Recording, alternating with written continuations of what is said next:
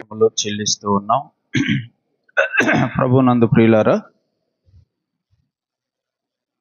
రాత్రి మనందరం కూడా దేవుని సన్నిధిలో ఇలాగో కూడి ఆయన వాక్యమును వినేటువంటి ధన్యతను భాగ్యాన్ని ప్రభువు మనకి అనుగ్రహించినందులకై ప్రభువుని స్తుతిస్తున్నాం. దేవుని వాక్యాన్ని చదువుకుందాం. నిర్గమాకాండము 26వ అధ్యాయం 15వ వచనం చదువుకుందాం. 15వ వచనం. మరియు మందిరమునకు తుమ్మకర్రతో నిలువు పలకలు చేయవలెను. 30వ వచనం కూడా చదువుకుందాం. అప్పుడు కొండ మీద నీకు కనుపరచబడిన దాని పోలిక చొప్పున మందిరమును నిలువబెట్టవలెను. చదివిన ఈ లేఖనాన్ని దేవుడు తన ఆత్మ ద్వారా దీవించి మనందరితో ఆయన మాట్లాడి మనకు ఆత్మ సంబంధమైన క్షేమాభివృద్ధిని, ఉజ్జీవమును, పురికొల్పును, దిద్దుబాటును ఆయనే మనకు అనుగ్రహించునుగాక. ప్రభువునందు ప్రియులారా, మనము ప్రత్యక్షపు గుడారం యొక్క నిర్మాణమును గురించి మనం ధ్యానం చేస్తూ ఉన్నాం.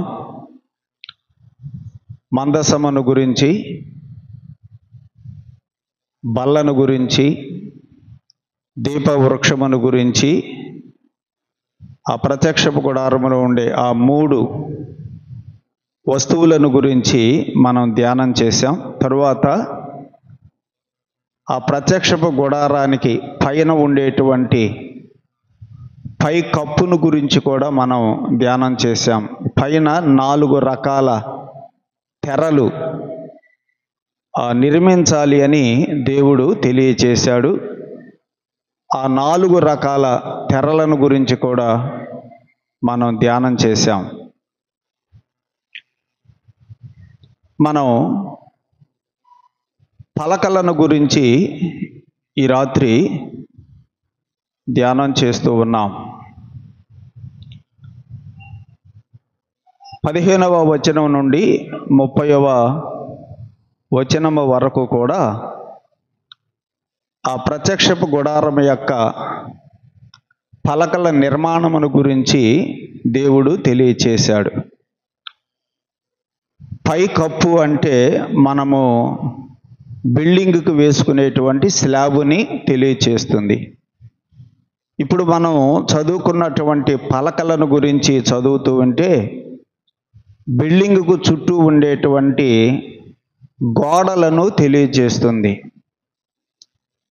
ఇప్పుడు మనం ఉన్నటువంటి ఈ మందిరంలో మన చుట్టూ కూడా, ఈ మందిరం చుట్టూ కూడా గోడలు ఉన్నాయి. 4 వైపులా 4 గోడలు ఉన్నాయి.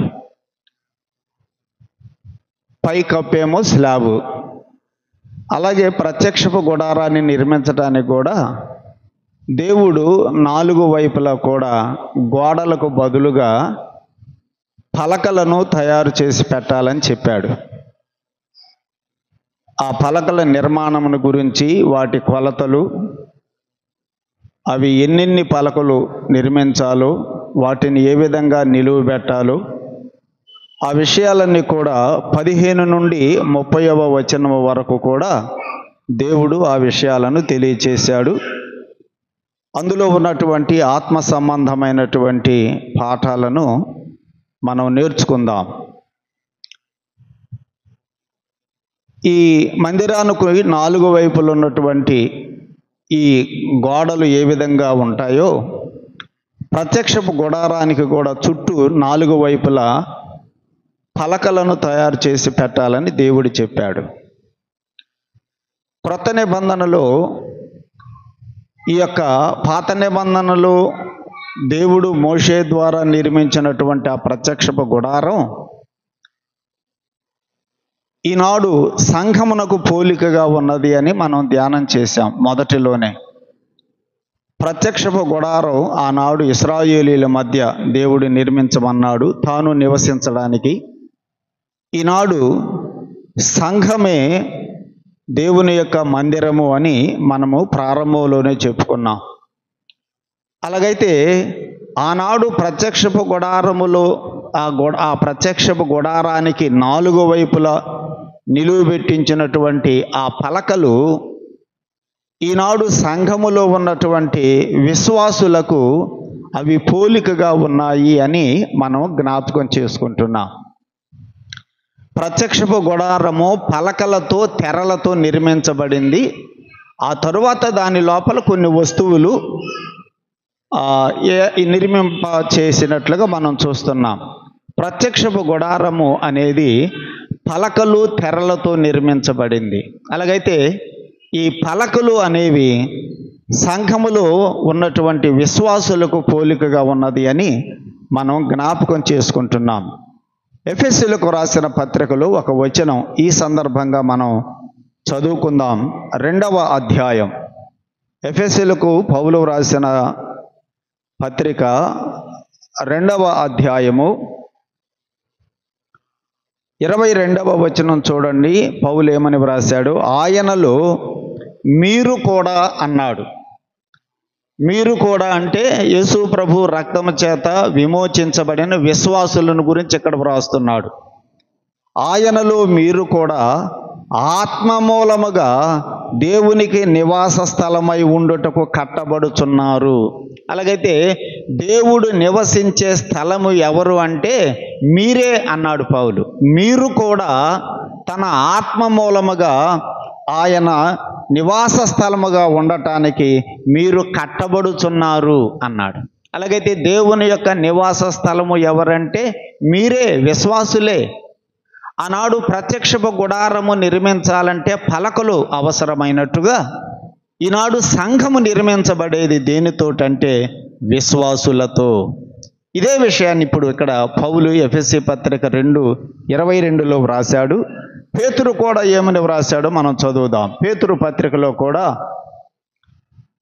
మొదటి పత్రికలో 2వ అధ్యాయములో, మొదటి పత్రిక 2వ అధ్యాయములో 5వ వచనం చదువుకుందాం. 5వ వచనం లేదా 4 నుండి చదువుతున్నాను. మనుషుల చేత విసర్జించబడినను దేవుని దృష్టికి ఏర్పరచబడినదియు అమూల్యమును సజీవమును అయిన రాయి అగు ప్రభువు నద్దకు వచ్చిన వారై, మనం ప్రభు దగ్గరకు వచ్చాం, వచ్చిన వారై. ఇప్పుడు 5వ వచనంలో ఏమంటాడు చూడండి. యేసుక్రీస్తు ద్వారా దేవునికి అనుకూలములగు ఆత్మ సంబంధమైన బలులు అర్పించుటకు పరిశుద్ధ యాజకులుగా ఉండునట్లు మీరును సజీవమైన రాళ్లవలే ఉండి, సజీవమైన రాళ్లవలే ఉండి. మందిరం నిర్మించాలంటే రాళ్లతో, అంటే ఒక కట్టడం నిర్మించాలంటే రాళ్లతో. అలాగే ఆత్మ సంబంధమైన మందిరం నిర్మించాలంటే మీరే ఆత్మ సంబంధమైన రాళ్ళు అని ఇక్కడ పేతురు రాస్తున్నాడు. సజీవమైన రాళ్ల వలె మీరు ఉండి ఆత్మ సంబంధమైన మందిరముగా కట్టబడుచున్నారు. పౌలు కూడా అదే వ్రాశాడు కదా, ఇందాక మనం చదివాం 2:22లో ఎఫెసీ పత్రిక. ఆయన మూలముగా మీరు ఆత్మ ద్వారా ఆయన నివాస స్థలముగా ఉండటానికి మీరు కట్టబడుచున్నారని వ్రాశాడు. ఇక్కడ పేతురు కూడా అదే వ్రాశాడు. మీరు సజీవమైన రాళ్లలాగా ఉండి ఆయనకు మందిరముగా మీరు కట్టబడుచున్నారు, ఆత్మ సంబంధమైన మందిరంగా కట్టబడుచున్నారు. అలాగైతే మందిరములో ఉన్నటువంటి, మందిరము కట్టబడటానికి రాళ్ళు ఎలా అవసరమో సంఘము కట్టబడటానికి సజీవమైన రాళ్ళు ఎవరంటే విశ్వాసులమైన మనమే. అలాగైతే ప్రత్యక్షపు గుడారము నిర్మాణానికి చుట్టూ గోడలుగా ఉండటానికి దేవుడు పలకలను ఏర్పాటు చేశాడు. ఆ పలకలు విశ్వాసులమైనటువంటి మనమే. అలాగైతే ఇప్పుడు ఆ పలకలను గురించి మనము చదువుతూ ఉంటే విశ్వాసులమైనటువంటి మనకు పోలికగా ఆ పలకలు ఉన్నాయి కాబట్టి అందులో మనకు ఆ పాఠాలను అన్వయించుకొని, ఆ విషయాలను అన్వయించుకొని అందులో ఆత్మ సంబంధమైనటువంటి సంగతులను మనము ధ్యానం చేద్దాం. ప్రియులారా చూడండి 15వ వచనంలో మోషేకి దేవుడు ఆ కొండ మీద, సీనాయి కొండ మీద ఆ ప్రత్యక్షపు గుడారానికి చుట్టూ ఉన్నటువంటి ఆ పలకలను గురించి ఏమని చెప్పాడో చూడండి. మందిరమునకు తుమ్మకర్రతో నీవు నిలువ పలకలను చేయవలెను అన్నాడు. అలాగైతే ఆ పలకలు తయారు చేయాలంటే ఏ కర్ర వాడాలని చెప్పాడు? తుమ్మకర్రను వాడాలి అని చెప్పాడు. మనము తుమ్మకర్రను గురించి ఇప్పటి వరకు మనం చదువుతూ ఉన్నాం, ధ్యానం చేస్తూ ఉన్నాం. మందసమును ఏ కర్రతో చేయమన్నాడు? తుమ్మకర్రతోనే చేయమన్నాడు. బల్లను ఏ కర్రతో చేయమన్నాడు? తుమ్మకర్రతో చేయమన్నాడు కదా. ఆ తుమ్మకర్రను ఉపయోగించమని దేవుడు చెప్పాడు. అలాగైతే ఇప్పుడు ఆ ప్రత్యక్షపు గుడారానికి అవసరమైన పలకలను కూడా దేనితో చేయమన్నాడంటే తుమ్మకర్రతోనే చేయమన్నాడు. ఈ పలకలు ఎవరని చెప్పుకున్నాం? విశ్వాసులమైనటువంటి మనమే. అలాగైతే ఈ తుమ్మకర్ర విశ్వాసులమైనటువంటి మనకే పోలికగా ఉన్నది. ఈ తుమ్మకర్ర విశ్వాసులమైనటువంటి మనకే పోలికగా ఉన్నది. మనము ప్రారంభంలోనే చెప్పుకున్నాం, మందసమును గురించి చెప్పుకునేటప్పుడే చెప్పుకున్నాం. తుమ్మకర్రను ఎవరైనా ఇళ్లలో పెంచుకుంటారా? కదా, ఎవ్వరు పెంచుకోరు. తుమ్మకర్రను ఎవరు పెంచుకోరు. అసలు తుమ్మకర్రతో ఏ వస్తువునైనా తయారు చేసి ఇంట్లో పెట్టుకుంటారా? ఎవరు పెట్టుకోరు కదా. తుమ్మకర్రను ఎవరు ఇష్టపడరు. మనం ప్రారంభంలోనే చెప్పుకున్నాం తుమ్మకర్రను గురించి. దానిని ఎవరు ఇష్టపడరు, దానిని ఎవరు పెంచుకోరు. దానికి అంత ముళ్ళే ఉంటాయి. అలాగైతే ప్రత్యక్షపు గుడారం నిర్మించబడాలంటే దేవుడు ఎవరు ఇష్టపడనటువంటి ఆ పలకలనే, ఆ తుమ్మకర్రనే ఆయన కోరుకున్నాడు. ఎవరు ఇష్టంగా పెంచుకోనటువంటి ఆ తుమ్మ చెట్టుని దేవుడు ప్రత్యక్షపు గుడారం నిర్మించడానికి కోరుకున్నాడు. అలాగైతే ప్రియులారా, ఎవ్వరూ ఇష్టపడనటువంటి ఆ తుమ్మ చెట్టుని, దేనికి పనికిరానటువంటి ఆ తుమ్మ చెట్టుని, విలువే లేనటువంటి ఆ తుమ్మ చెట్టును ఆనాడు పలకల కొరకు దేవుడు ఎలాగో కోరుకున్నాడు, ఈనాడు సంఘముగా కట్టబడటానికి కూడా దేవుడు నిన్ను నన్ను కూడా కోరుకున్నాడు. మనం కూడా ఎలాంటి వాళ్ళని చెప్పండి? తుమ్మ చెట్టు లాంటి వాళ్ళమే. మనం కూడా దేనికైనా పనికొస్తామా? కదా. మనకేమైనా విలువ ఉన్నదా? మనము దేనికి పనికిరానటువంటి వారం, దేనికి పనికిరానటువంటి వారం. ఒకవేళ మనం పనికొస్తే దేనికి పనికొస్తామంటే తుమ్మ చెట్టుని, పుల్లలు కదా, తుమ్మ చెట్టుని ఆ పుల్లలు తీసుకెళ్ళి దేంట్లో పెట్టుకుంటారు? వంట చేసుకోవడానికి పొయ్యిలో పెట్టుకుంటారు కదా, నిప్పులో పెట్టడానికే పనికొస్తాయి. అలాగైతే మనం కూడా దేనికి పనికొస్తామంటే నరకంలో కాలడానికే పనికొస్తాం, అగ్నిలో కాలటానికే పనికొస్తాం. అంతకు తప్పక దేనికి పనికిరాం మనం. అలాంటి మనలను ఆయన సంఘముగా నిర్మించడానికి మనల్ని ఆయన కోరుకున్నాడు, మనలను ఏర్పరచుకున్నాడు. తుమ్మ చెట్టుని దేవుడు ఎలాగైతే ప్రత్యక్షపు గుడారం నిర్మాణం కొరకు ఆయన కోరుకున్నాడో, సంఘము నిర్మించడానికి కూడా దేనికి పనికిరానటువంటి నిన్ను నన్ను ఆయన ఏర్పరచుకున్నాడు. అందుకనే కదా పౌలు కొరింథీయులకు రాసిన మొదటి పత్రికలో వ్రాసిన మాట, మొదటి అధ్యాయం కదా, దేవుడు మనలను ఎలాగ ఉంటే ఆయన మనల్ని ఏర్పాటు చేసుకున్నాడు ఆ విషయాలను పౌలు రాస్తాడు. మొదటి పత్రిక, కొరింథీ మొదటి పత్రిక మొదటి అధ్యాయము 29వ వచనంలో మనం చదువుతున్నాం. జ్ఞానులను సిగ్గుపరచుటకు లోకములో ఉండు వెర్రివారిని దేవుడు ఏర్పరచుకున్నాడు.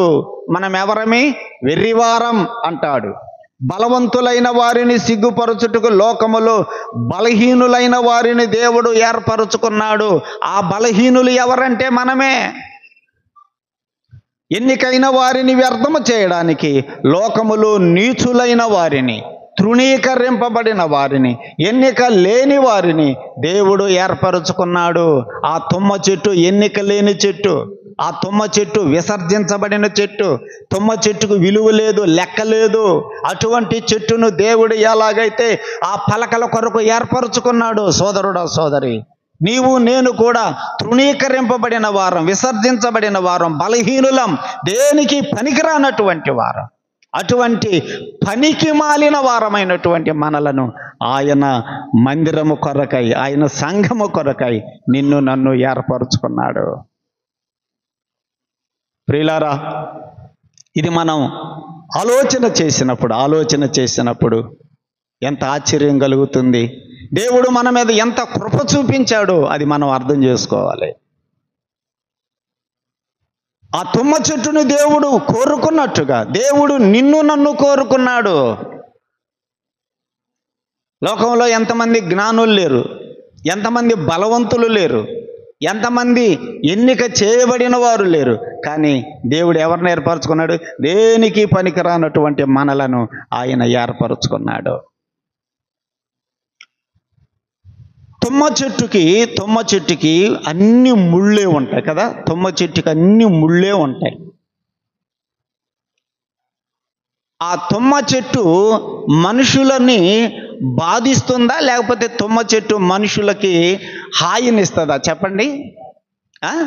ఆ తుమ్మ చెట్టు మనుషులను ఏం చేస్తుందంటే అది బాధించేది, గుచ్చి బాధించేది. మనం ఎట్లాంటి వాళ్ళం చెప్పండి. మనము కూడా మాటలతో గుచ్చి కదా అంటారు కదా, సూటిపోటు మాటలు అంటారు కదా. మనం కూడా మాటలతో గుచ్చి మనుషులను బాధించేటువంటి వారం. అలాంటి మనలను ఆయన ఏం చేశాడు? ఆయన కోరుకున్నాడు. బాధించే ముళ్ళ చెట్టును దేవుడు కోరుకున్నట్టుగా మనము కూడా బాధించే వారమే. మనం కూడా ఇతరులను హేళన చేసేవారం, ఇతరులకు నొప్పి కలుగు చేసేటువంటి వారం. అలాంటి మనలను ఆయన కోరుకున్నాడే, ఎంత ఆశ్చర్యం. మనం ఎవరిని బాధించలేదా కదా? ఎంతమందిని మనం బాధ పెట్టాం. తల్లిదండ్రులను బాధ పెట్టాం, అన్నదమ్ములను బాధ పెట్టాం కదా, స్నేహితులను బాధ పెట్టాం, ఇరుగు పొరుగు వారిని బాధ పెట్టాం.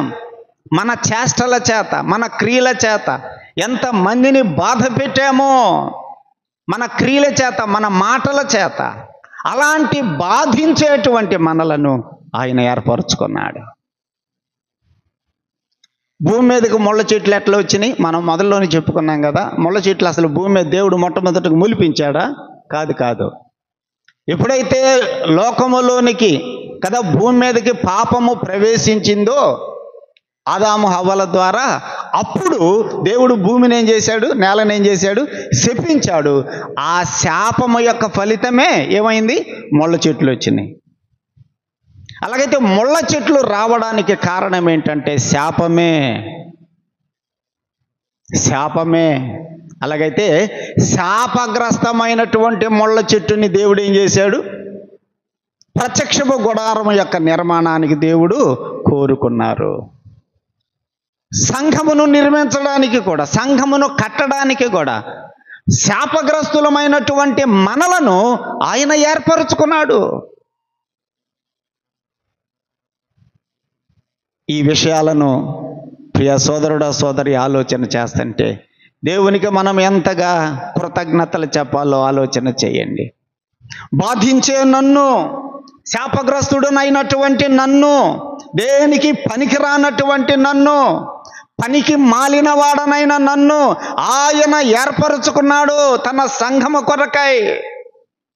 తన సంఘము కట్టడంలో, తన సంఘమును నిర్మించుకోవడంలో నన్ను కూడా ఒక పలకగా, ఒక రాయిగా ఆయనను నిలబెట్టాడు, నిన్ను నిలబెట్టాడు. ఈ విషయాన్ని మనం ఆలోచన చేసినప్పుడు ప్రభువుకి ఎంత కృతజ్ఞతలు చెప్పాలో ఆలోచన చేయండి.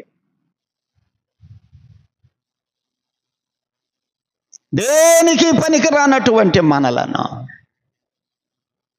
ప్రియ సోదరులారా సోదరీలారా, దేవుడు ప్రత్యక్షపు గుడారం నిర్మాణానికి తుమ్మ చెట్టుతో పలకలను తయారు చేసి ఆ 4 వైపుల పలకలను నిలబెట్టమని చెప్పాడు. అలాగే సంఘములో కూడా మనలను కూడా ఆయన మనలను కోరుకొని సంఘమును కట్టడములో, సంఘము నిర్మాణములో నిన్ను నన్ను కూడా సజీవమైన రాళ్లగా, సజీవమైన పలకలుగా ఆయన మనల్ని ఏర్పరచుకున్నాడనే విషయాన్ని మనం జ్ఞాపకం చేసుకున్నప్పుడు ప్రభువుని హృదయపూర్వకంగా స్తుతించి ఆయన కొరకు కృతజ్ఞతాపూర్వకంగా బ్రతకాలి మనం. అది దేవా, నాకెంత ఘనత ఇచ్చావు, నాకెంత విలువ ఇచ్చావు. నీ సంఘములో నన్ను ఒక రాయిగా, నన్ను ఒక పలకగా నిలబెట్టుకున్నందుకు నీకు స్తోత్రములు ప్రభువా. వాస్తవంగా నేను ఊరి వెలపల లెక్కలేనట్టుగా, ఎన్నిక లేనట్టుగా దౌర్భాగ్య స్థితిలో పడిపోయి ఉండవలసినటువంటి నువ్వు అక్కడి నుంచి నన్ను తీసుకొచ్చి నీ మందిరంలో నిలబెట్టావు. ప్రభువుని మనం స్తుతించి మన జీవితాంతం ఆయనకు కృతజ్ఞతాపూర్వకంగా బ్రతకాలి. తుమ్మ కర్రతో ఆయన పలకలను తయారు చేయాలని దేవుడు చెప్పాడు. ఇప్పుడు ఆ తుమ్మ చెట్టు ఎక్కడుంది? పలకలుగా తయారు చేయబడక ముందు ఆ తుమ్మ చెట్టు ఎక్కడుంది? ఆ పలకలు రావాలంటే దేని నుంచి వస్తాయి? ఇప్పుడు ఇది కూడా చెక్కతో తయారు చేశారు. ఈ పోడియం కూడా, ఈ చెక్కలన్నీ కూడా తయారు కావాలంటే ముందు దేని నుంచి వస్తాయి? ఈ చెక్కలు చెట్టు నుంచే వస్తాయి. ఈ చెట్టు ఎక్కడుంది? ఇది ఎక్కడో పెరిగింది కదా, ఆ ఊరి వెలుపల ఎక్కడో పెరిగితే ఆ పెరిగినటువంటి చెట్టుని పలకలుగా తయారు చేసి కదా ఇక్కడికి వచ్చిందన్నమాట. అలాగైతే ఒక చెట్టు పలకలుగా తయారు చేయబడాలంటే అది ఎంత పని ఉన్నదో దాని వెనక మనకందరికీ తెలుసు కదా. ఒక 7 విషయాలు నేను జ్ఞాపకం చేస్తా. ఒక చెట్టు పలకలుగా తయారు కావాలంటే నాకు తెలిసిన నాలెడ్జ్తో నేను చెబుతున్నాను.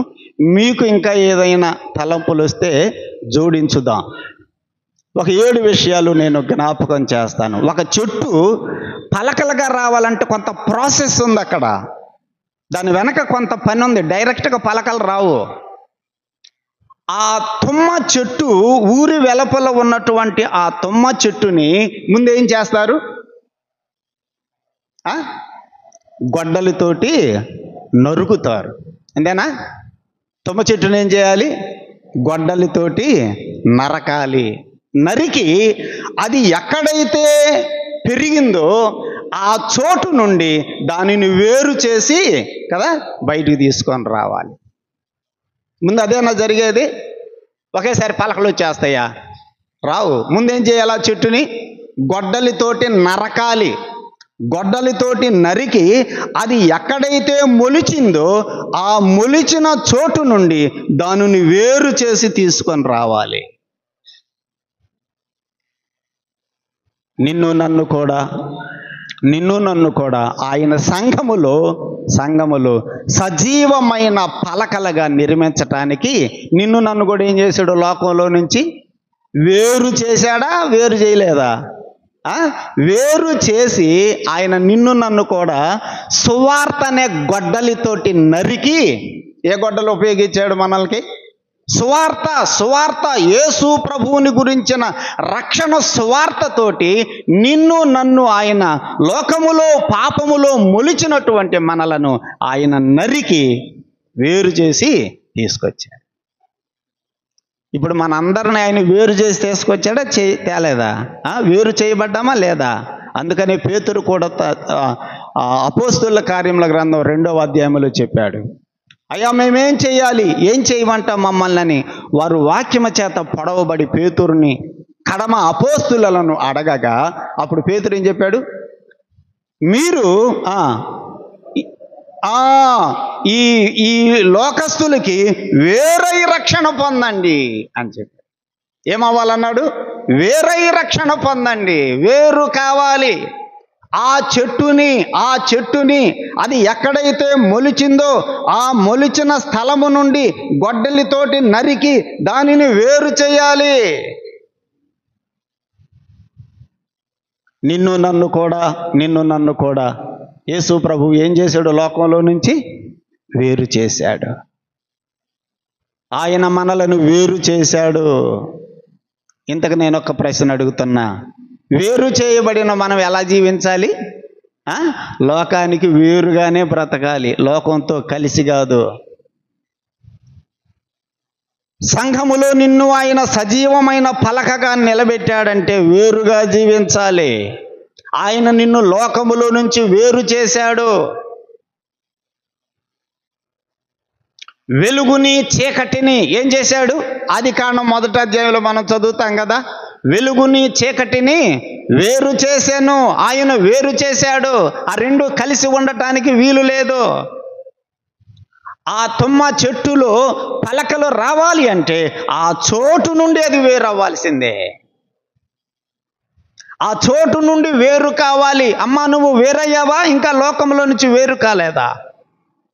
సోదరుడా, నువ్వు లోకంలో నుంచి వేరయ్యావా? ఇంకా వేరు కాలేదా? ఆయన మనలను వేరు చేశాడు. వేరుగా జీవించాలి. యోహాను సువార్త 17వ అధ్యాయములో యేసు ప్రభు ఏం చెప్పాడు చూడండి. ప్రార్థన చేస్తున్నాడు తండ్రికి. యోహాను సువార్త 17వ అధ్యాయము 16వ వచనం ఏమన్నాడు చూడండి. నేను లోక సంబంధిని కానట్టు వారును లోక సంబంధులు కారు అన్నాడు. వారు అంటే ఎవరు? మనమే. మన గురించి ఏం మాట్లాడుతున్నాడు యేసు ప్రభు? నేను ఎలాగైతే లోక సంబంధిని కాను, వారు కూడా లోక సంబంధులు కారు. నేను వారిని లోకములో నుండి వేరు చేశా. వారు లోక సంబంధులు కారు. పలకలు రావాలంటే ముందు ఆ తుమ్మ చెట్టు ఏం కావాలి? వేరు కావాలి. అమ్మా, అయ్యా, నేను మరలా అడుగుతున్నాను, మనము వేరుగా జీవిస్తున్నామా? లోకానికి వేరైన బ్రతుకు మనలో కనపడుతుందా? వేరైన జీవితం మనలో కనపడుతుందా? ఇంకా లోక సంబంధమైన ఆచారాలే, లోక సంబంధమైన సాంప్రదాయాలే, లోక సంబంధమైన పద్ధతులే, అన్ని లోకం. పెళ్ళిళ్ళు చేసుకుంటే అన్ని లోక సంబంధమైనటువంటి ఆచారాలే, ఆ లోకస్తులు చేసేయే. ఎక్కడి నుంచి వస్తున్నాయి ఈ క్రైస్తవుల పెళ్ళిళ్ళలో కూడా ఇట్లాంటివి ఏంటంటే లోకస్తులను చూసే, బైబిల్లో చూసి కాదు. బైబిల్లో ఉన్నాయా? గృహప్రవేశాలకు పోతే అక్కడ చేసేటువంటి ఆచారాలన్నీ ఎక్కడ చూసి? లోకస్తులు చేసేయే. మన గృహాలలో ఎవరైనా చచ్చిపోయారంటే ఆ సందర్భంలో చేసే పనులన్నీ ఎవరు చేసేయి? లోకస్తులు చేసేయే. బైబిల్లో చెప్పాయా? దీపం పెట్టండి, దీపం చూడండి, బైబిల్లో చెప్పాడా యేసు ప్రభు? చెప్పలే. ఎక్కడ చూశారు ఇవన్నీ? లోకంలో జరుగుతున్నాయే. చచ్చిపోతే సమాధి చేసిన వాళ్ళందరూ ఎక్కడికి రావాలి? మళ్ళీ ఇంటికి రావాలి. కాళ్ళు కడుక్కున్న తర్వాత ఏం చేయాలి? దీపం చూడాలంట. ఎక్కడుంది ఇది? లోకమా బైబిలా? లోకమే. పాలు పొంగించాలి, ఉప్పు కుండ పెట్టాలి, గుమ్మడికాయలు కట్టాలి. ఎక్కడవి ఇవి? బైబిల్లోయా? లోకంలోయా? లోకంలోయే.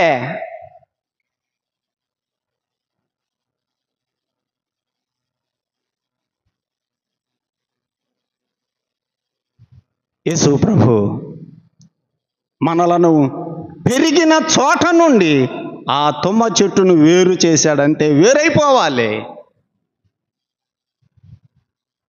రెండవది, తుమ్మ చెట్టుని గొడ్డలితోటి నరికి వేరు చేసిన తర్వాత తీసుకొస్తారు కదా. ఇంటికి తీసుకొచ్చిన తర్వాత ఏం చేస్తారు? నెక్స్ట్ ఏం చేస్తారు? తెచ్చిన తర్వాత ఆ తుమ్మ చెట్టుకి పక్కన ముళ్ళ కొమ్మలు ఉంటాయి. తుమ్మ చెట్టుకు ముళ్ళ కొమ్మలు ఉండవు.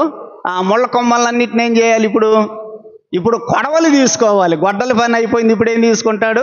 కొడవలితోటి ఆ ముళ్ళ కొమ్మలన్నిటిని ఏం చేస్తాడు? వాటన్నిటిని నరికి తీసేయాలి.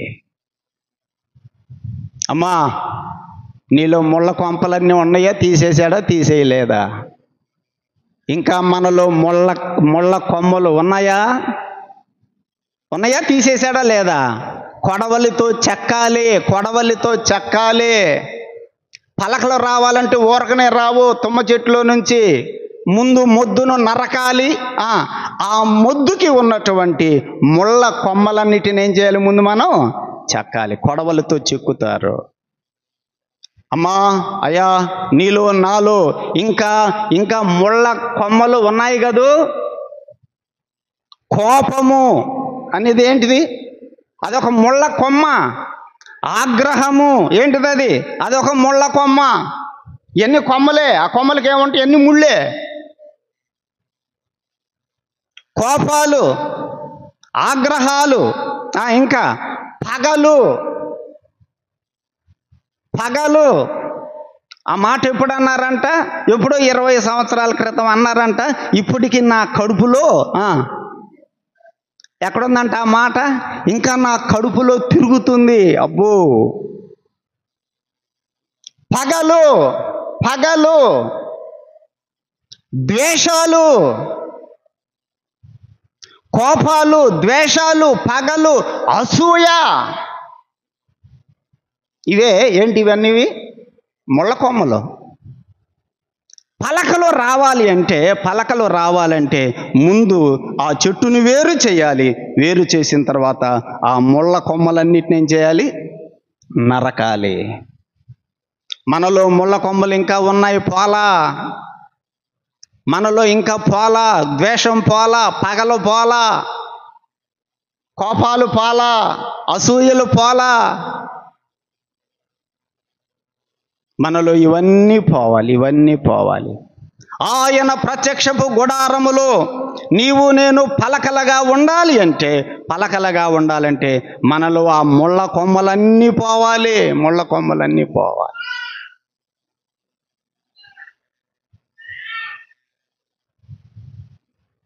సోదరుడా, సోదరి, దేవుని పిల్లలమైనటువంటి మనం అందరితో సమాధానంగా ఉందాం. ఒక్క వాక్యము విషయములో తప్ప, వాక్య సత్యముల విషయములో తప్ప అందరితో మనం ఎలా ఉండాలి చెప్పండి? సమాధానంగా ఉందాం. ఎవరి మీద కోపాలొద్దు, ఎవరి మీద ద్వేషాలొద్దు, ఎవరి మీద అసూయలొద్దు. ఎందుకు అవన్నీ మనలో ఉన్నాయంటే మనం ముళ్ళ కొమ్మల్లాంటి వాళ్ళమే. గుర్తుపెట్టుకోండి. ప్రభువు నిన్నింకా చెక్కలేదా? ఆలోచన చేయాలి. ఆ ముళ్ళ కొమ్మలన్నీ చెక్కిన తర్వాత ఇప్పుడు మొద్దుగా ఉంటుంది అది కదా, తుమ్మ మొద్దు. ఇప్పుడు ఆ తుమ్మ మొద్దును ఏం చేస్తారు? మూడవది దానిని తీసుకొచ్చి, అది పచ్చిగా ఉంటుంది, పచ్చి దానిని పలకలుగా కొయ్యరు. ఏం చేయాలి? దాన్ని ఆరబెట్టాలి. మూడవ ప్రాసెస్ ఏంటి చెప్పండి? దానిని ఆరబెట్టాలి. ఎండలో పడేస్తే అందులో ఉన్న పచ్చంతా పోవాలి. నీలో నాలో ఉన్న పచ్చంతా పోయి మనం ఎండిపోవాలి. అర్థమవుతుందా? ఇంకా నీలో పచ్చి పోలా. మనం కర్ర కొనటానికి వెళ్తాం కదా, వుడ్ కాంప్లెక్స్కి వెళ్తాం. బాపూజీ కాంప్లెక్స్ కాదు. ఏ కాంప్లెక్స్? వుడ్ కాంప్లెక్స్కి పోయి కర్ర కొనటానికి వెళ్ళినప్పుడు ఆరుదల కర్రేనా అని అడుగుతాం. కర్ర ఏమవ్వాలి? పచ్చిగా ఉంటే అది మళ్ళీ వంకరలు వస్తుంది కదా, వంకరలు వస్తుంది. అందుకని కర్ర ఏమవ్వాలి? ముందు బాగా ఆరిపోవాలి. అందులో ఉన్న పచ్చంతా పోవాలి. అందులో పచ్చంతా పోయి పూర్తిగా ఎండిపోవాలి, పూర్తిగా ఆరిపోవాలి. మనం ఇంకా ఆరిపోలా. మనలో ఇంకా ఏముంది? మనలో ఇంకా పచ్చి ఉంది. అప్పుడప్పుడు కదా, అందుకనే మనలో వంకర టెంకర్లు వచ్చేది. అందుకని పచ్చిపోతే మనం బాగా సాఫీగా ఉంటాం. మనలో పచ్చిపోలా. ఇంకా మనలో ఉన్న ఆ పచ్చి ధనం ఏంటంటే ప్రాచీన స్వభావం. ప్రాచీన స్వభావం ఏమవ్వాలి? పోవాలి. ఎఫెసీ పత్రికలో ఒక వచనం చదువుదాం, చూడండి. ఎఫెసీ పత్రిక 4వ అధ్యాయం. పౌలు రాస్తాడు, మనలో ఉన్నటువంటి ప్రాచీన స్వభావమును మనము వదులుకోవాలి అని వ్రాశాడు. ఎఫెసీ పత్రిక 4వ అధ్యాయం 22వ వచనం. కాబట్టి మునుపటి ప్రవర్తన విషయంలోనైతే మోసకరమైన దురాశల వలన చెడిపోవు మీ ప్రాచీన స్వభావమును వదులుకొని అన్నాడు. ఆ పచ్చి ధనము అనేది ఏంటంటే పాత స్వభావం, ప్రాచీన స్వభావం. అది పూర్తిగా ఆరిపోవాలి, అది పూర్తిగా ఎండిపోవాలి. ఎప్పుడు ఆరిపోద్ది అది? సూర్యుని యొక్క ఎండబడితే, ఎవరా సూర్యుడు? నీతి సూర్యుడు మన ప్రభువైన యేసుక్రీస్తే. నీలో ప్రాచీన స్వభావం పోవాలంటే నీతి సూర్యుడైన యేసు ప్రభు యొక్క ముఖ ప్రకాశం నీ మీద ప్రకాశిస్తే చాలు, నీలో ఉన్న ప్రాచీన స్వభావం అంతా పోయిద్ది. నేను ప్రార్థన చేసుకునేవాడిని, చాలా చెడ్డ అలవాట్లు నాలో ఇంకా లాగుతూ ఉండేవి యేసు ప్రభువు నమ్ముకున్నప్పుడు. మందిరంలో కూర్చున్నా, పాటలు పాడుతున్నా ఇంకా లోకం ఏం చేస్తుంది? ఆ పాత అలవాట్లు లాగుతూ ఉండే ఈ లోకంలోకి. నీతి సూర్యుడైన యేసు ప్రభు దగ్గరికి వెళ్ళి, ప్రభువా నీ వేడి కాంతి నాలోకి వస్తే తప్ప నాలో ఈ ప్రాచీన స్వభావము ఎండిపోదు. నేను ఆరిపోవాలి, నాలో పచ్చిదనం పోవాలి. ప్రభు పాదాల మీద పడండి. సోదరుడా సోదరి, మనలో ప్రాచీన స్వభావం పోవాలి. రోమాపత్రిక 6వ అధ్యాయం 6వ వచనం. రోమాపత్రిక 6వ అధ్యాయము 6వ వచనం చూడండి. పౌలు అక్కడ కూడా ఈ ప్రాచీన స్వభావముని గురించి వ్రాసిన మాట చదువుదాం. మనం ఇంకనూ పాపమునకు దాసులము కాకుండాటకు పాప శరీరము నిరర్ధకమగునట్లు మన ప్రాచీన స్వభావము ఆయనతో కూడా సిలువ వేయబడినని ఎరుగుదాం. సిలువ వేయబడిందా? ఇంకా వేయబడలేదా? సిలువ వేయబడింది అంటే చనిపోయింది అని అర్థం. మన యొక్క ప్రాచీన స్వభావం యేసుక్రీస్తుతో పాటు చనిపోయింది. ఆయన సిలువలో చనిపోయినట్టుగా మన ప్రాచీన స్వభావం కూడా చనిపోవాలి. కానీ విచారకరం ఏంటంటే ఇంకా మనలో ఏం కనపడుతుంది చెప్పండి? ఇంకా ఆ పచ్చి కర్రలాగానే ఉన్నాం మనం. ఇంకా మనలో ఆరుదల కర్ర కనపట్టల్లా.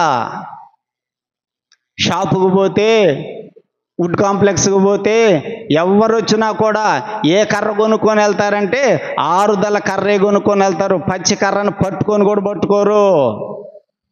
నీలో కూడా పచ్చి పాకపోతే నిన్ను దేవుడు ఇష్టపడడు, నిన్ను ముట్టుకోడు. గుర్తుపెట్టుకో సోదరి సోదరుడా. మనమందరం కూడా ఆరుదల కర్రలాగా ఉంటేనే ప్రాచీన స్వభావము వెళ్ళిపోవాలి. 3 విషయాలు చెప్పుకున్నాం. ఆ పలకలు తయారు కావాలంటే ముందు ఆ చెట్టు నరకబడి వేరవ్వాలి. 2 ఆ ముళ్ళ కొమ్మలన్నీ నరకబడాలి, ముళ్ళ కొమ్మలన్నీ చెక్కబడాలి. 3వది అందులో ఉన్న పచ్చంతా ఆరిపోవాలి. 4 ఇప్పుడు ఆ కర్ర పూర్తిగా ఆరిపోయింది. ఇప్పుడు ఆరిపోయిన తర్వాత ఏం చేస్తాడు? నేను మా ఇల్లు కట్టేటప్పుడు నేను చెక్క కోసం ఆ వుడ్ కాంప్లెక్స్కి పోయే కొన్ని విషయాలు నాకు అప్పుడు దాకా ఏం తెలియదు. నేను అంతకుముందు ఇల్లు కట్టిన వాళ్ళమేం కాదు. ఆడకు పోయిన తర్వాత నాకు కొన్ని విషయాలు అర్థమై నేను వాటిని గుర్తు తెచ్చుకొని నేను మీతో చెబుతున్నా. ఆ కర్రలకు ఆరిపోయిన కర్రలు ఉంటాయి. ఆ కర్రలకు పైన ఏముంటుందంటే ఆ చెట్టుకు తోలు ఉంటుంది కదా. ఆ తోలుతోటే చెక్కుతారా లేకపోతే తోలు తీసేస్తారా? తోలు తీయాలి. చెట్టుకేం తీయాలి? తోలు తీయాలి. తోలు తీయకపోతే పలకలు వస్తాయా? పలకలు రావు. అసలు తోలు ఎవరన్నా ఉపయోగిస్తారా? ఏ చెట్టు తోలైనా తోలు ఏం చేయాలి? తోలు వలవాలి. ఆ చెట్టు తోలు వలవాలి, అంతేనా? తాట ఏం చేయాలి? తాట తీయాలి. తాట తీస్తాడు, తోలు ఒలుస్తాడు. ఎవరు? వుడ్ కాంప్లెక్స్లో ఆయన. కర్ర ఆరిన తరువాత ఆ కర్రకున్నటువంటి తాట తీస్తాడు, తోలు ఒలుస్తాడు. అది 4వది. అది పోతేనే నెక్స్ట్ మిషన్ మీదకి ఎత్తుకొని వెళ్ళేది. తోలుతో తీసుకొని వెళ్ళాడు. తాట తీయాలి, తోలు వలవాలి. నీ తోలు నా తోలు కూడా ఆయన ఏం చేస్తాడు? ఒలుస్తాడు. ఇంతకు నీ తోలు ఒలిశాడా వలవలేదా? నా తోలు ఒలిశాడు, నా తాట తీశాడు. నీ తాట తీశాడా? నీ తోలు ఒలిశాడా వలవలేదా? ఇంకా ఆయన మన తాట తీయకపోతే, మన తోలు వలవకపోతే మనము ఆయనకు కావలసినటువంటి పలకలంగా మారం. ఆయన కొరకు మనము సజీవమైనటువంటి పలకలుగా మార్చబడాలి అంటే తోలు తీయాలి, తాట తీసేయాలి. తోలు తీసేయడం అంటే, తాట తీసేయడం అంటే మన యొక్క ఆ చెట్టుకి తోలు ఏంటిది? చర్మం లాంటిదన్నమాట.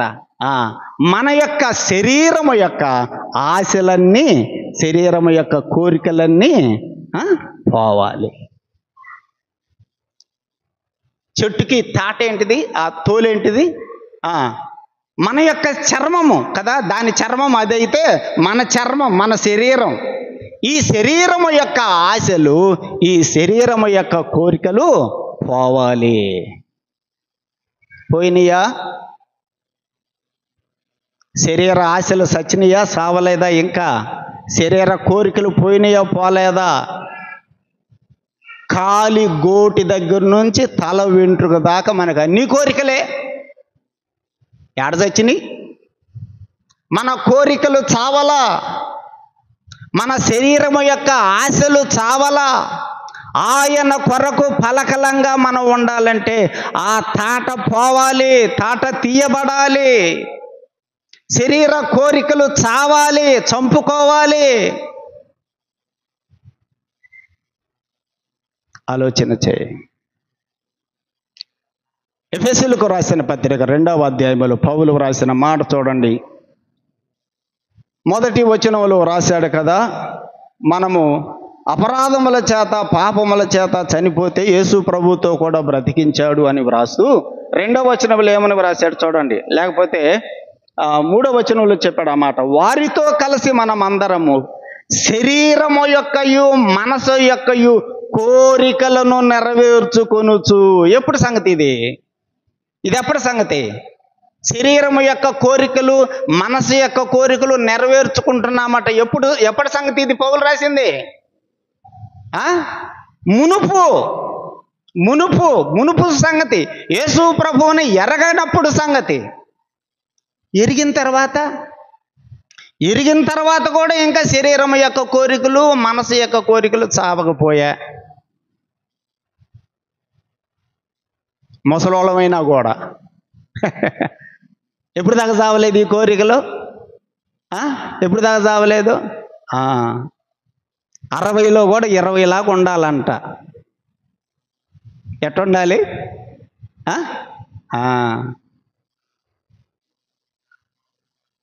శరీరము యొక్క కోరికల చొప్పున, మనసు యొక్క కోరికల చొప్పున మునుపు మనము ప్రవర్తించాము అని వ్రాస్తూ ఇప్పుడు మనం చదువుతుంటే ఇప్పుడు కూడా అట్లాగనే ప్రవర్తిస్తున్నామే మనం.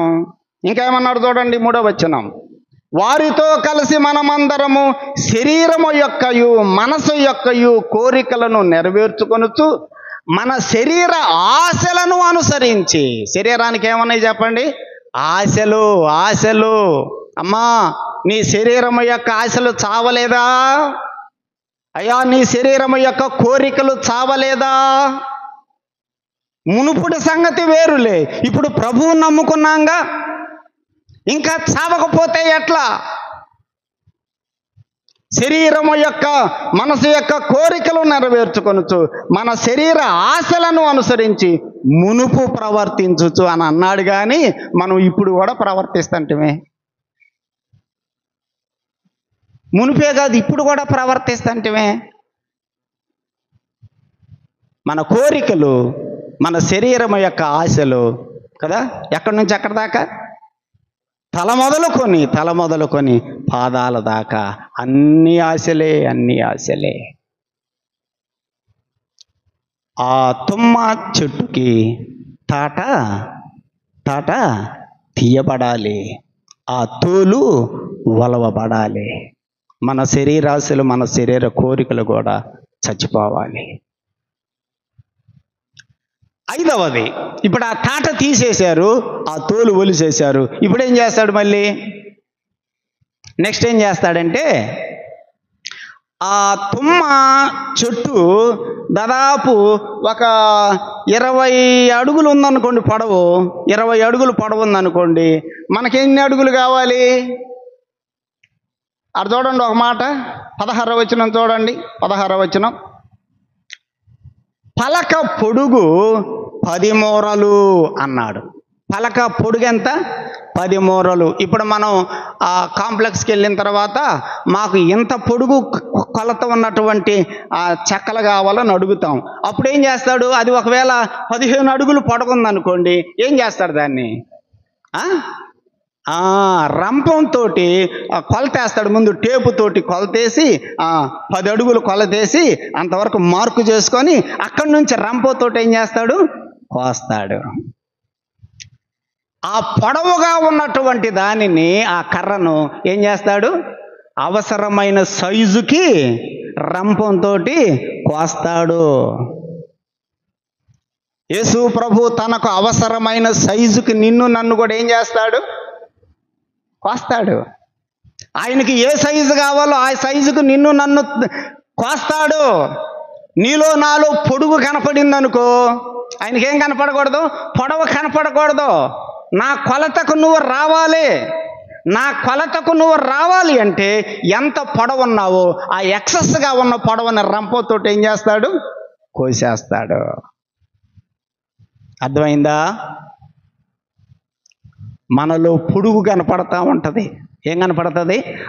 ఆయన కోరుకున్న సైజు కాదు, ఆయన కోరుకున్న సైజు కంటే ఇంకా ఎక్కువ పొడవు. అబ్బో, అదే అతిశయం, అదే గర్వం. ఆయన అనుకున్న సైజు ఇదైతే మనం ఏ సైజుకి వెళ్ళిపోతామంటే ఆ సైజుకి వెళ్ళిపోతున్నాం. ఆయన అంటాడు, నువ్వు ఈ సైజులో ఉండాలి. ఏంటి ఈ సైజుకి వెళ్ళిపోతున్నావు? ఆ సైజుకు నువ్వు వెళ్ళకూడదని చెప్పి రంపం పెట్టి ఏం చేస్తాడు? మనల్ని తాను కోరుకున్న సైజుకి కోసేస్తాడు. మనలో ఉన్నటువంటి ఆ అతిశయం, మనలో ఉన్న ఆ హెచ్చు, మనలో ఉన్న ఆ గర్వం, అయ్యా అమ్మా కోసేస్తాడు. జాగ్రత్త. రంపం ఉపయోగిస్తాడు. రంపంతోటి నీలో ఉన్న నాలో ఉన్నటువంటి ఆ హెచ్చుని, ఆ హెచ్చు కొలతని, ఆ అతిశయాన్ని, ఆ గర్వాన్ని, ఆ ఎక్కువగా ఉన్న డంబాన్ని ఆయన కోసేస్తాడు. జాగ్రత్త. ఆయన కోరుకున్నటువంటి ఆ దీనత్వములోనికి నీవు నేను రావాలి. ఉందా మనలో దీనత్వం? మనలో తగ్గింపు ఉందా? మనలను మనం తగ్గించుకోగలుగుతున్నామా? యేసు ప్రభు చెప్పాడు, తన్ను తాను తగ్గించుకునేవాడు అన్నాడు కదా. అంటే దాని అర్థం ఏంది? తన్ను తాను ఏం చేసుకోవాలి? తగ్గించుకోవాలి. మనలను మనం కనుక తగ్గించుకోకపోతే ఆయన ఏం చేస్తాడు? ఆయనే తగ్గిస్తాడు. మనలను మనం తగ్గించుకోకపోతే ఆయనే తగ్గిస్తాడు. మనల్ని తగ్గించుకుందాం. మన మీద రంపం పడకుండా చూసుకుందాం. ఆయన కోరుకున్న కొలతకి, ఆయన కోరుకున్న కొలతలో ఉందాం.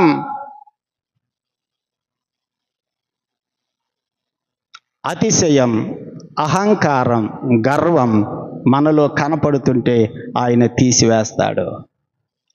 ఒకేసారి పొడవుగా ఉన్నటువంటి ఆ కర్రలను మిషన్ మీద పెట్టి పలకలుగా అప్పుడే కొయ్యడు. ముందేం చేస్తాడు? కొలతలకు దానిని ముందు రంపంతో ముక్కలు చేస్తాడు. కావలసినటువంటి కొలతలకు వాటిని ముక్కలు చేస్తాడు. ఆయన కోరుకున్న కొలతలో ఉందాం.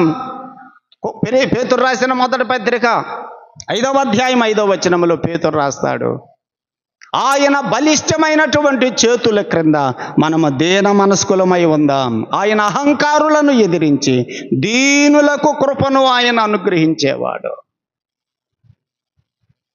అయ్యా అమ్మ, మన హృదయాన్ని చూస్తున్నాడు. మనలో ఆయనకు అహంకారం కనపడకూడదు, అతిశయం కనపడకూడదు, గర్వం కనపడకూడదు, హెచ్చింపు కనపడకూడదు. మనలను మనము తగ్గించుకోవటం మనం నేర్చుకోవాలి. తన్ను తాను తగ్గించుకున్నవాడు హెచ్చించబడతాడు. నిన్ను నువ్వు గనక హెచ్చించుకుంటావంటే ఆయన ఒకరోజు ఏం చేస్తాడు? రంపం పెట్టి తగ్గిస్తాడు. ఆయనే తగ్గిస్తాడు. కనుక 5వదిగా మనము చూస్తున్నాం, ఆ పొడవుగా ఉన్నటువంటి ఆ కర్రలను ఆయన ఏం చేస్తాడు? రంపముతోటి కోస్తాడు. ఇది 5.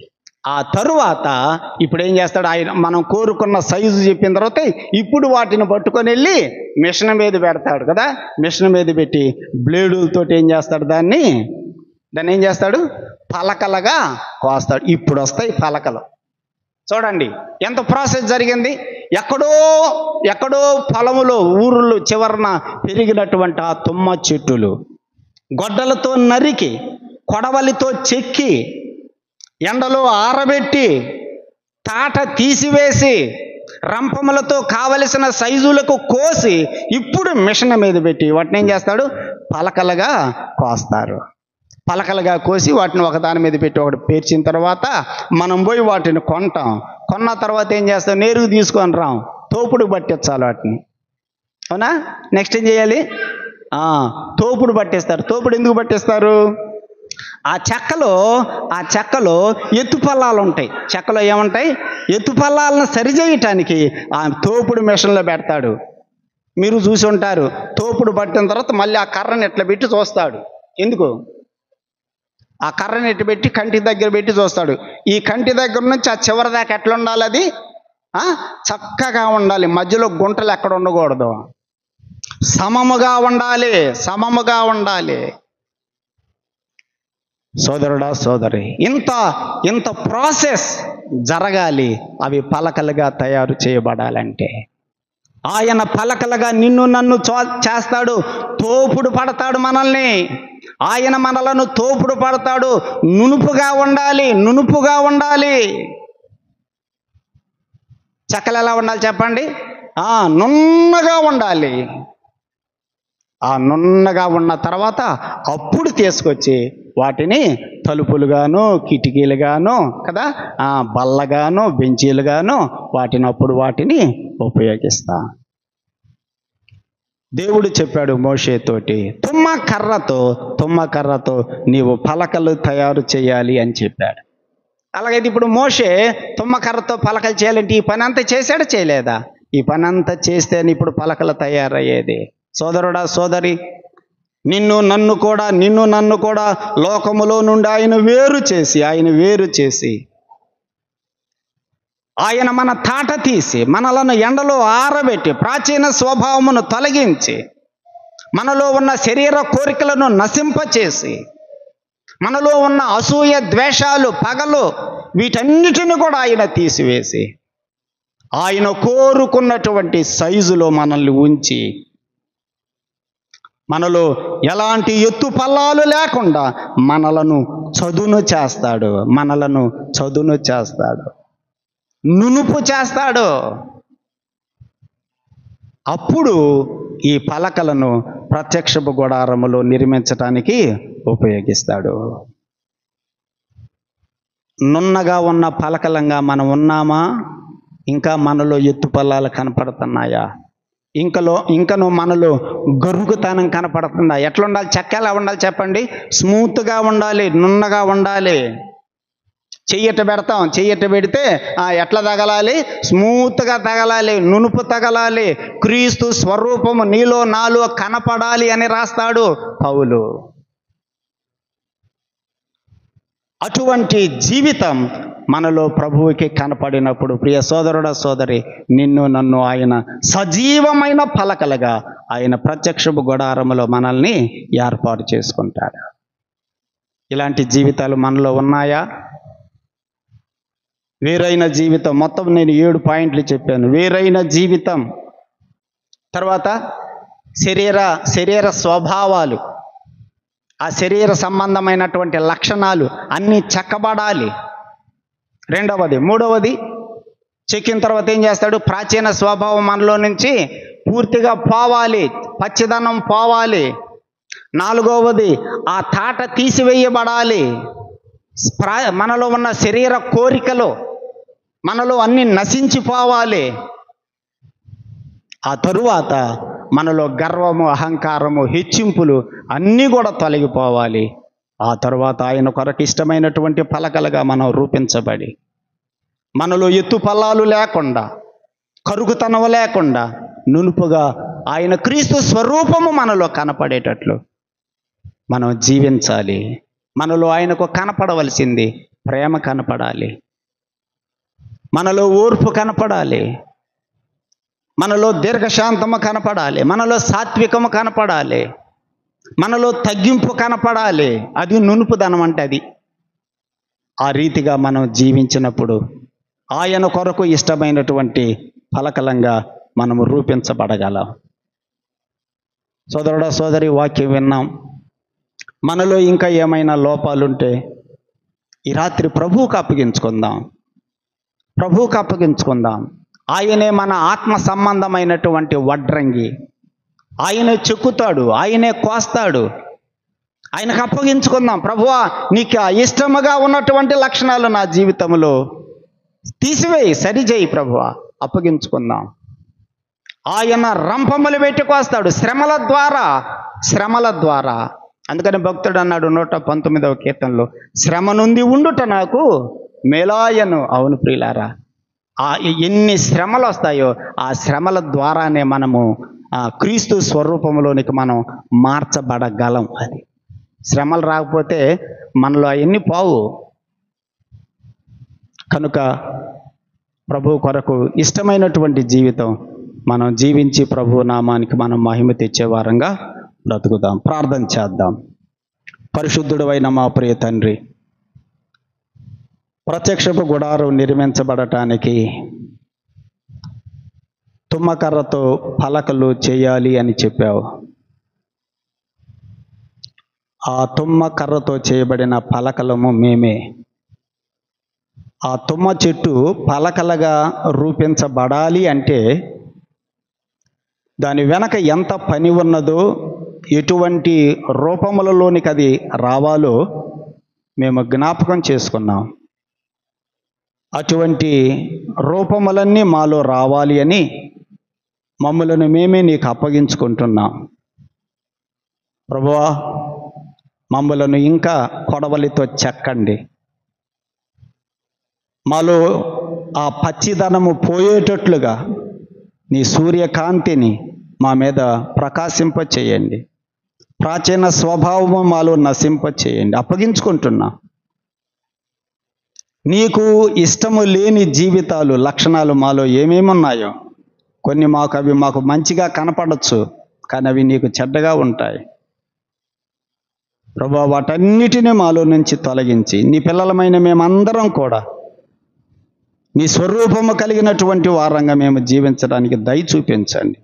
మాలో ప్రేమ, ఆప్యాయతలు, క్షమించుకోవటాలు, ఓర్చుకోవటం, సహించటం, దీర్ఘశాంతము కలిగి ఉండటం, ఈ లక్షణాలన్నీ మాలో కనపడేటట్లుగా చేయండి.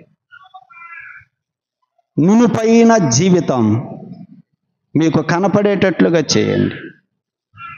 మమ్మల్ని అందరిని కూడా సరిచేయమని మీ నామమునికే మహిమ చెల్లిస్తూ మీ ప్రియకుమారుడు మా రక్షకుడు యేసు ప్రభువు నామమున వేడుకొనుచున్నాము తండ్రి.